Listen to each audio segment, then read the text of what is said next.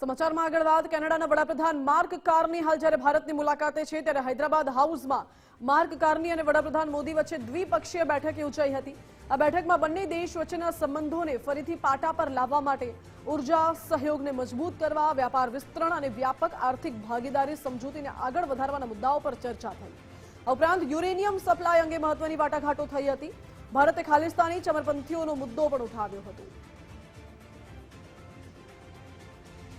તો ભારત અને કેનેડા વચ્ચેના જે પરસ્પર સંબંધો છે તે વધુ મજબૂત થાય, સાથે જ વ્યાપાર કરાર બંને દેશો વચ્ચે વધુ મજબૂત થાય તેની માટેની ચર્ચા કરવામાં આવી છે। અને કેનેડામાં ખાલિસ્તાની સમર્થકો દ્વારા જે હિન્દુ મંદિર પર લખાણ લખવામાં આવે છે, જે હુમલાઓ કરવામાં આવે છે, જે ગેરવર્તણૂક થતી હોય છે, એ મુદ્દો પણ ઉઠ્યો હતો।